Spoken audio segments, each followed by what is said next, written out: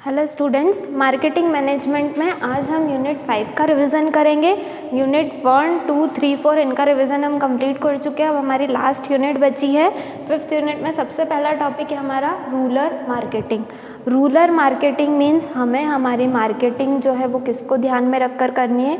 Rural areas में जो लोग रहते हैं उनको ध्यान में रखकर। रूरल एरियाज़ मीन्स जिनकी जो इनकम है वो कम है, बिलो एवरेज है, उनकी हाई पे ऑफ इनकम नहीं है, क्योंकि हमारे जो कस्टमर्स हैं वो 90% रूरल एरिया से बिलोंग करते हैं, रूरल मार्केटिंग के अंदर कवर होते हैं। Consumer buying behaviour, rural marketing जो कंज्यूमर हैं उनका बाइंग बिहेवियर मीन्स वो किस टाइप के प्रोडक्ट या फिर उनका जो बाइंग बिहेवियर है, नेचर है, किस टाइप के प्रोडक्ट वो परचेज करते हैं। पहला है एजुकेशन प्रोफाइल। जनरली देखा जाता है कि जो रूरल एरियाज़ में, जो बैकवर्ड एरियाज़ में कोई पीपल रहते हैं, कस्टमर्स रहते हैं, वो हाईली एजुकेटेड नहीं रहते हैं, लो एजुकेटेड रहते हैं, तो उन्हें हमें हमारे प्रोडक्ट से इंट्रोड्यूस करवाना और भी ज़्यादा कंपलसरी इम्पॉर्टेंट हो जाता है। Low income level, rural area के जो पीपल है, पब्लिक है, कस्टमर्स है, उनकी जो इनकम रहती है वो बहुत ही लो रहती है या एवरेज रहती है, तो हमें हमारा प्रोडक्ट जो है उस हिसाब से मैन्युफैक्चर करना चाहिए ताकि जो रूरल एरियाज़ है उसका बेनिफिट वो भी इजीली अवेल कर सके। नेक्स्ट है ऑक्यूपेशन।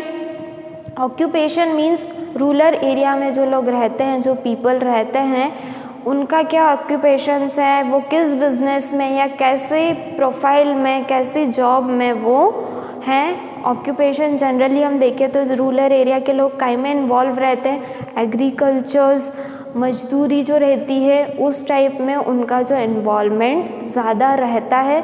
तो हम हमारे एडवर्टीजमेंट के जो सोर्स है, मार्केटिंग के जो सोर्स है, उनके ऑक्यूपेशन के हिसाब से हम डिसाइड करें। नेक्स्ट है media habits. Media habit means generally जो रूरल एरियाज़ में लोग रहते हैं, पीपल रहते हैं, वो मीडिया से इतना ज़्यादा इंटरेक्ट नहीं होते हैं, उनको मीडिया का या ट्रेंड में क्या चल रहा है उसका इतना ज़्यादा नॉलेज नहीं हो पाता है। नेक्स्ट है हमारा e marketing. E marketing includes any marketing activities that is conducted through the internet. Means हम हमारा प्रोडक्ट जो है कस्टमर तक इंट्रोड्यूस करवाने के लिए अगर हमें इंटरनेट का सोर्स यूज़ हो रहा है, ऑनलाइन यूज़ हो रहा है, हमें किसी वेब सर्वर का यूज़ करना पड़ रहा है, उसे बोला जाता है ई मार्केटिंग। फिज़िकल मार्केटिंग इसमें इन्वॉल्व नहीं रहता है, कहीं ना कहीं उसमें क्या इन्वॉल्व रहता है, इंटरनेट इन्वॉल्वमेंट रहता है। मीन्स इंटरनेट के थ्रू हम जो भी मार्केटिंग करेंगे वो हमारी ई मार्केटिंग के अंदर कवर होगी। मार्केटिंग के कुछ डोमेन्स है, ई मार्केटिंग के 4 डोमेन्स होते हैं। Business to consumers. Business to consumers B2C means business online available है, कस्टमर जो है वो कहीं भी हो सकता है, ऑनलाइन अपना प्रोडक्ट जो है वो परचेज कर रहा है, हम हमारी मार्केटिंग क्या कर रहे हैं, बिजनेस ऑनलाइन कर रहे हैं। फॉर एग्जांपल अमेज़ॉन है, फ्लिपकार्ट से बहुत सारी ऑनलाइन शॉपिंग ऐप्स हैं जहाँ पर हम क्या करते हैं, ई मार्केटिंग करते हैं। मीन्स हमारा प्रोडक्ट बिजनेस वहाँ पर अवेलेबल है, कस्टमर जाता है बिजनेस तक, तो बिजनेस टू कस्टमर्स। सेकेंड है business to business. Business to business means आपका जो बिजनेस है वो भी ऑनलाइन है और जो अदर पर्सन है वो भी ऑनलाइन ही आपको प्रेफर कर रहा है। इसका आप एग्जांपल कैसे देखोगे, कोई वेबसाइट जो है वो आपको थोड़ा सा अपना स्पेस दे रही है ई मार्केटिंग के लिए, तो वो खुद भी उसका बिजनेस चला रही है आपको स्पेस देकर, और आप खुद भी क्या कर रहे हैं, वहाँ पर बिजनेस कर रहे हैं। तो बिजनेस टू बिजनेस। नेक्स्ट है कंज्यूमर टू कंज्यूमर, जहाँ पर ऑनलाइन जो है कस्टमर खुद ही कस्टमर को ढूंढता है। ई मार्केटिंग के अंदर कोई बिजनेसमैन नहीं रहता है, आपको खाली एक प्लेटफॉर्म अवेलेबल होता है जिसमें कस्टमर ही कस्टमर को ढूंढता है, फाइंड करता है। इसका हम एग्जांपल देखें तो सबसे बेस्ट एग्जांपल रूटीन लाइफ का जो है वो OLX के नाम तो सबने ही सुना होगा। उसमें क्या करते हैं, हमने एक प्रोडक्ट जो हमें सेल आउट करना है उसको फ़ोटो क्लिक किया, उसका डिस्क्रिप्शन डाला और वेबसाइट पर डाल दिया। अब जिस कस्टमर को वो प्रोडक्ट पसंद आ रहा है, वो परचेस करना है, वो वहाँ से प्रोडक्ट सर्च करेगा, उसे जो प्रोडक्ट पसंद आएगा उसको ऑर्डर करके अपने घर पर मंगा लेगा। तो ये होता है कस्टमर टू कस्टमर का एग्जाम्पल। मीन्स कोई मीडिएटर नहीं है, खाली OLX क्या एक ऑनलाइन प्लेटफॉर्म है, उनके लिए एक अवेलेबल स्पेस है जहाँ पर कस्टमर खुद कस्टमर को सर्च आउट करके और प्रोडक्ट एक दूसरे में एक्सचेंज कर रहे हैं। नेक्स्ट है कंज्यूमर टू बिजनेस।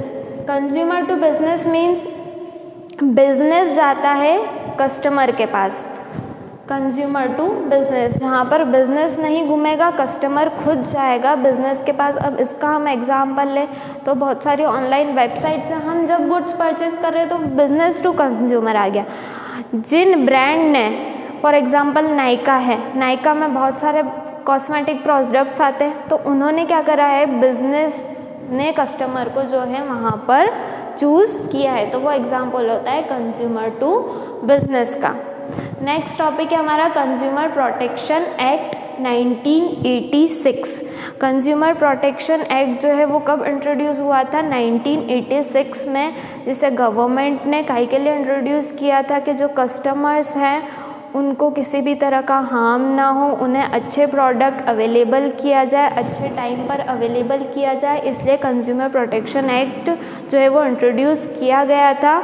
ये सभी प्रोडक्ट पर, सभी गुड्स पर एप्लीकेबल होता है। कस्टमर के राइट्स को प्रोटेक्ट करने के लिए कंज्यूमर प्रोटेक्शन एक्ट का इंट्रोड्यूस किया गया है इन 1986।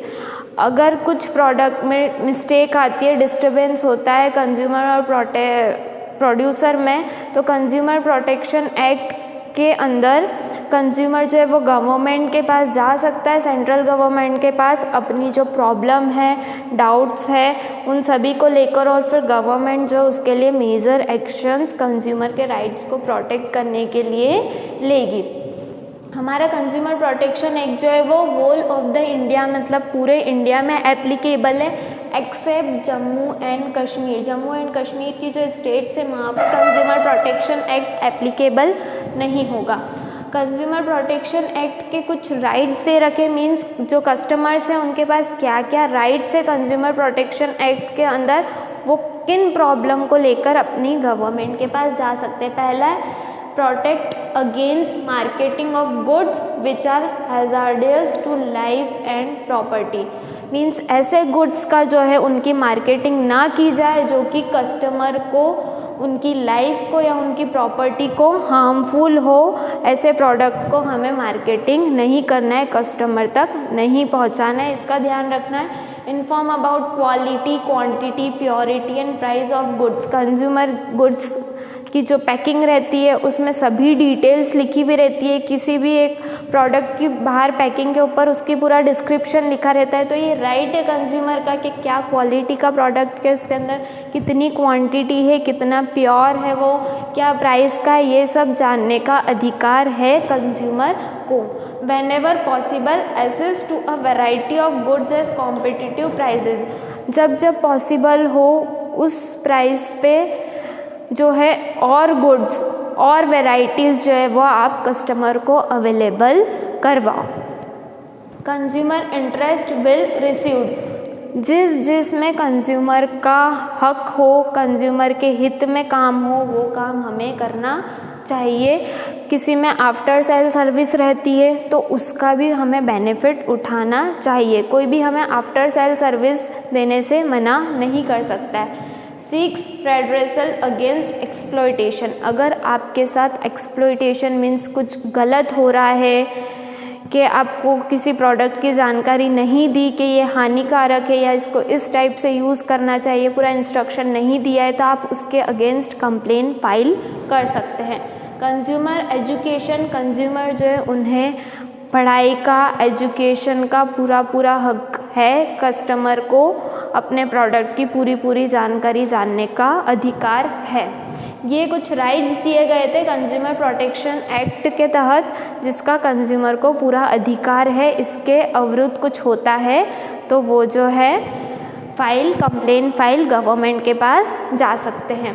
नेक्स्ट अमेंडमेंट आया था कंज्यूमर प्रोटेक्शन एक्ट के जो 6 राइट्स है उनमें कुछ अमेंडमेंट्स आए थे। वो अमेंडमेंट्स कब आए थे? 1993 के अंदर जो है वो अमेंडमेंट्स आए थे। इन 6 राइट्स के अलावा और भी कुछ कुछ अमेंडमेंट्स गवर्नमेंट ने टाइम टू टाइम प्रोवाइड करती रहती है। नेक्स्ट हमारा लास्ट टॉपिक है ग्लोबलाइजेशन। ग्लोबलाइजेशन का सिंपल सा मीनिंग है interdependency and integration of individuals countries of the world में बी कॉल्ड ग्लोबलाइजेशन। मीन्स एक कंपनी अपने बिजनेस के लिए किसी और कंपनी पर डिपेंड है। इंटरडिपेंडेंसी मीन्स हमारी कंट्री जो है अपने बिजनेस के लिए किसी और कंट्री पर डिपेंडेंट है। इंटीग्रेशन मीन्स हमारी कंट्री भी डिपेंडेंट है हमारे बिजनेस से और अदर जो कंट्रीज़ है वो भी हमारे ऊपर डिपेंडेंट है उनके बिजनेस के लिए। तो एक कंट्री जब अपने बिजनेस के लिए अपने प्रोडक्ट के लिए किसी और कंपनी पर डिपेंड होती है तो उसे बोला जाता है ग्लोबलाइजेशन। मीन्स हमारा बिजनेस जो है हमारा प्रोडक्ट जो है वो खाली हमारी कंट्री इंडिया तक ही लिमिटेड नहीं है। Out of the country out of the world जो है हमारा बिजनेस डिपेंड करता है। हमारा रॉ मटेरियल कहीं और से आ रहा है हमारे फिनिश गुड्स में तो वो हो जाएगा globalisation. Next steps taken to promote a globalisation. अब किसी बिज़नेस को हमें ग्लोबलाइज करना है या फिर बिज़नेस को आगे बढ़ाना है तो हम क्या क्या चीज़ें कर सकते हैं ताकि व्यक्ति जो है प्राइवेट कंपनीज जो है वो अपना बिजनेस ग्लोबल फॉर्म में ग्लोबलाइजेशन फॉर्म में आगे बढ़कर लेकर आए। तो पहला है reduction of import duties. Import duties किसे बोला जाएगा? बाहर से अदर कंट्री से अगर हम कुछ प्रोडक्ट मंगाते हैं तो उस पर जो ड्यूटीज़ लगती है उस पर जो टैक्सेज परसेंटेज लगता है वो होता है इंपोर्ट ड्यूटी। तो उसका जो परसेंटेज है वो क्या होना चाहिए? कम होना चाहिए ताकि हम अदर कंट्री से जो प्रोडक्ट है वो इजीली मंगा सके और हमें जो कॉस्टली हमारा मैन्युफैक्चरिंग ना पड़े।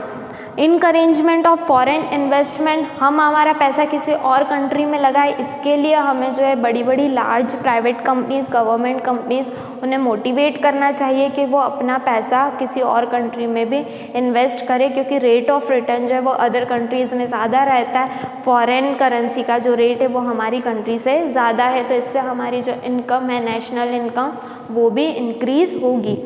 Encouragement of foreign technology. Foreign में अगर कोई टेक्नोलॉजी यूज़ हो रही है जो हमारे बिज़नेस को फ़ायदेमंद है हमारे लिए प्रॉफिटेबल है तो हम कोशिश करें कि हम उन टेक्नोलॉजी को हमारे यहाँ पर अडॉप्ट करें हमारी कंट्री में यूज़ करें ताकि हम कस्टमर को और बेहतर जो है वो प्रोडक्ट फैसिलिटी लो प्राइजेज़ में अवेलेबल करवा सकें। यहाँ पर हमारी जो 5th यूनिट है पूरा मार्केटिंग मैनेजमेंट का रिवीजन कंप्लीट होता है। Rural marketing, e marketing, consumer protection act, globalisation. Consumer protection act बहुत एक इम्पॉर्टेंट टॉपिक है, इम्पॉर्टेंट है तो इसको एक बार और डिटेल में नोट्स में और अच्छे से रीड आउट कर लें।